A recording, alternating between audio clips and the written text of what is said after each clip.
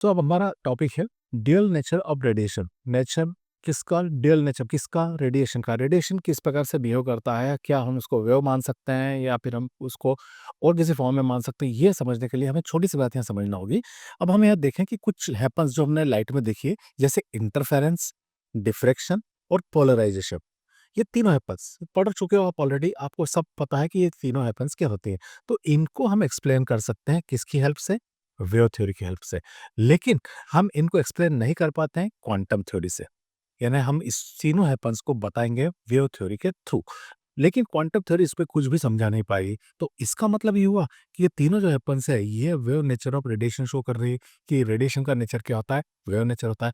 अब हम दूसरी ओर देखें, जैसे मैंने पैराग्राफ चेंज करके लिखा है कि फोटो इलेक्ट्रिक इफेक्ट और कॉम्पटन इफेक्ट, ये हम वेव थ्योरी से समझा नहीं सकते और हम इसको समझा सकते हैं क्वांटम थ्योरी से।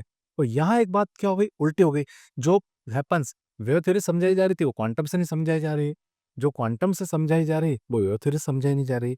तो this phenomena shows the particle nature of radiation. तो यहाँ पर कौन, photo electric effect, quantum effect, यहाँ पर कौन सा रेडिएशन का फिनोमिना मिल रहा है, पार्टिकल नेचर का। जबकि इंटरफेरेंस में, डिफ्रैक्शन में और पोलराइजेशन, तीनों में हमें क्या मिल रहा है, वेव नेचर ऑफ रेडिएशन, ये दोनों। तो इसका मतलब ये हुआ फॉर फ्यू फिनोमिनास कि कुछ फिनोमिना को हम समझा सकते हैं, कुछ फिनोमिना जैसे हमने पहले ही बताया कि इंटरफेरेंस, रिफ्लेक्शन और पोलराइजेशन को, इनको हम समझा सकते हैं वेव नेचर से।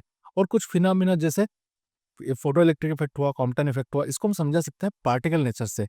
This phenomena is called dual nature of radiation. तो इस प्रकार के फिनोमिना को हम क्या कहते हैं, ड्यूअल नेचर ऑफ रेडिएशन।